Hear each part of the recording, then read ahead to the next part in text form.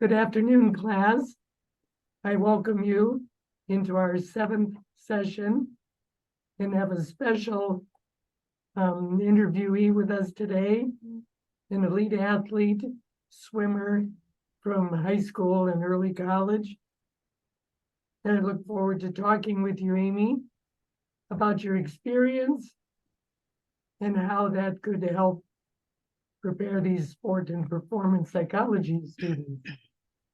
Me too. So I know you said that you began swimming, I believe, as early as the age of 4, Yes, and that you that's stopped correct. during college. Yes. Can you give us an idea of what maybe some of the highs and the lows were of that Sure. period? The highs are, of course, winning. It's always feel good to be an elite athlete at the top of your game. After trying few different sports, soccer and gymnastics to be exact, I found my way into the pool very early.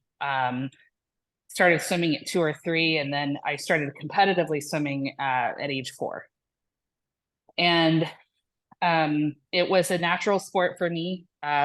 Was not a natural soccer player, was not a natural gymnast. So Funny how you I can find those things out. yes, and my parents were nice enough to allow me to be able to, try things that and other sports that didn't work for me. So I'll even go as far to say when I played soccer, they actually nicknamed me Wrong Way Amy because I scored goals for the other team. So swimming just it fit. I was a natural swimmer, natural talent. And in your early youth, it's fun. It's challenging. You've got the energy for it. And the highs are I was winning in all my fields. So those are the highs. I won CIF. I was on the varsity team in high school my freshman year, CIF champion. And when I went into college, my freshman year, we won the state championship at my freshman year of college. So um, national swimmer too in backstroke. And the highs are just seeing all the work that you do pay off and getting the gold medals. Or those are the highs because it's an accomplishment and a sacrifice. The lows, I will speak specifically about swimming because that's what I can personally speak about. It's an extremely lonely sport. You're not on a team with 10 other players in soccer helping each other down the field score that goal and assisting each other. You're in a pool, you're in a lane, you're by yourself with your own thoughts, lap after lap after lap. There's not a lot of time to be social. So you're in your own thoughts constantly, which is challenging, especially when you reach an elite category, because the continued thoughts in your head, am I doing enough? Am I good enough? Am I training hard enough? I'm tired. I want to see my friends. I have a lot of schoolwork to do. And there's all these different thoughts racing through your mind. So it's very, very lonely. Wow.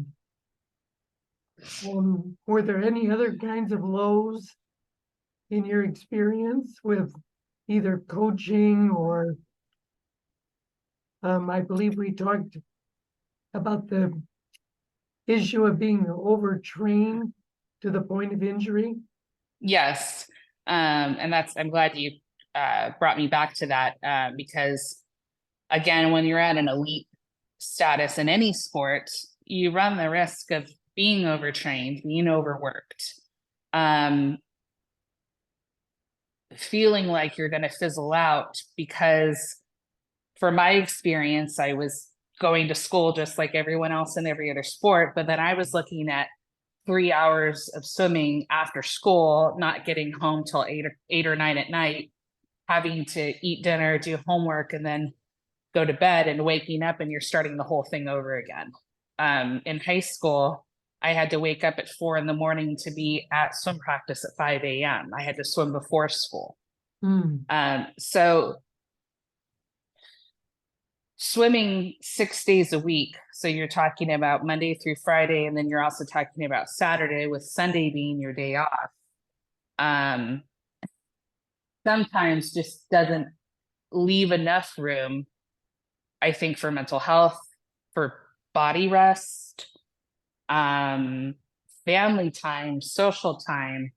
And there definitely was numerous experiences where I did feel overworked and overtrained. I swam and did so much swimming that I think I was 12, and I had to I almost had to be removed by an ambulance after one of my races because I went into oxygen depth and I couldn't breathe getting out of the pool. And I remember my coach at the time saying, "Oh, you're going to be okay." And my mom saying, "No, she's actually not okay. She can't breathe. She needs a break here." I had numerous other events to do that day, and I was expected to do them, oxygen depth or not. So there were certainly times where, yes, I definitely felt overworked. Another time I continued to swim sick. I was sick. I had been sick for a while, and I continued to swim, and I wound up with pneumonia. Wow. And I was sick with pneumonia for a month. And again, you're pushing yourself, your coaches are pushing you, your parents are pushing you, not in a negative way, but they don't want you to lose the momentum that you have when you're, again, at an elite status. So you had mentioned that there was a culture of being tough, that it was considered negative if you were weak or needed help. Yeah, and that definitely touches on the point of the pneumonia and the oxygen depth. There wasn't room for, well, let's have a rest, or the coaches weren't saying, let's have a rest, or let's give some time. Let's not have her do any more events the rest of the day. It was toughen up and keep on moving, because you stop practice, you lose your inertia in the sport, your drive, your ability. Baseball, you don't do well in baseball, you get another chance to hit the ball the next round. Soccer, you may sit out, a quarter here, or and then get back in the game. Swimming, you make one mistake in your start, in your turn, you're done. That's it. So there's not a lot of room for error. Yeah. And that sport and performance consultants, counselors, psychologists were not available when you were an elite athlete. Do you think you would have been able to take advantage of that if they were available? I would have liked had they been available. I think the culture would have been the same back then of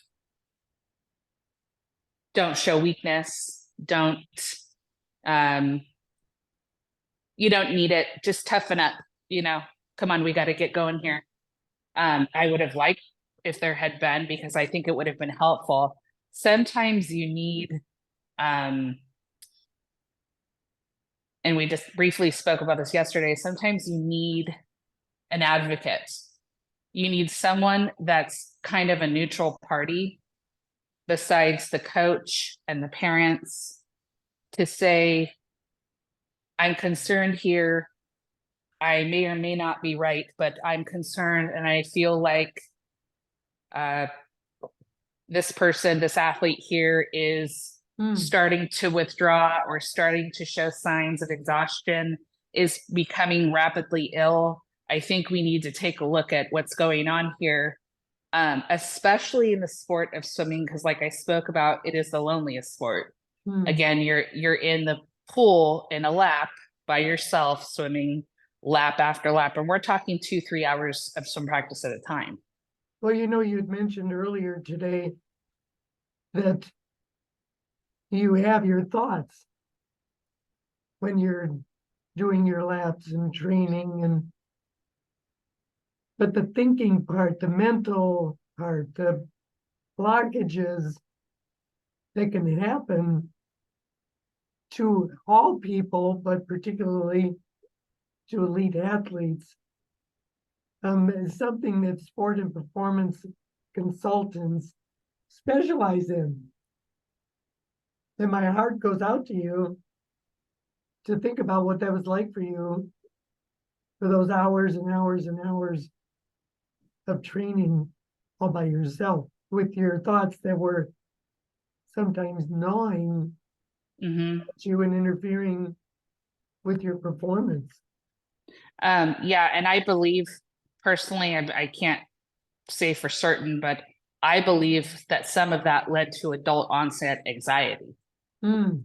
Because again, your parents absolutely mean well, and they're taking you to all your practices. They're sacrificing their time, taking you to all your practices.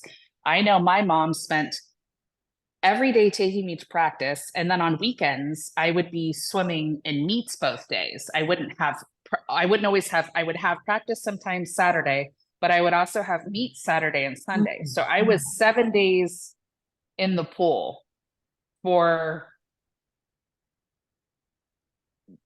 over I mean, we're talking since from 4 to high school. So we're talking most times being in the pool 7 days. But your parents are sacrificing their time, your coaches are sacrificing their time, and but again, you need someone to advocate for the child, the adolescent, the teen, the young college, Right. the young college student, to say, because we're just not, yes, Right. we're an elite status athletic wise, but in some ways, maybe our mental acuity has been maybe a little stunted because we've spent so many years. What a good point. You have to be this, you have to be on top, you have to win. We need you on this relay, we need you to win the relay, and we need you to you're starting off with backstroke. I need you to have at least a double body length lead. All the pressure, Yeah. the pressure of it, I think causes a mental stunting or a breakdown in some way. Well, as you look back over all those years, the highs, the lows, the loneliness, the pressure, is there anything that you would want to leave with these students whose mission is to be an advocate, to help athletes be able to do well? Anything you want to say in closing? Yes, yes, please be the advocate. Please look for the signs in any athlete of mental fatigue, anxiety, breakdown, decrease of appetite, social anxiety, any of the matter of XYZs that they're looking for, to help an athlete not burn out and break down. So keep a sharp lookout for being the advocate. Yes. Noticing maybe fine signs or gross indications that an athlete needs help. Absolutely. Because if a lot of times also in college, students are away from their parents and they maybe don't feel like they have anyone on their side. Well, So that's something to consider, to have someone, the old ideology of tough it up and you need to get through it needs to be out the window, because there's too many, look what happened to my hero, Michael Phelps. Is absolutely, I just think so highly of him. Went through trials and tribulations, all with the spotlight on him, and he needed room for advocacy yeah, to work through some of those issues, being in the limelight from age 14 to post collegiate years. He needed an advocate. well, you make that point loud and clear and strong. Thank you so much for your time today. Of course. We appreciate your being willing to sacrifice for us. Of course. Have a great day. You too.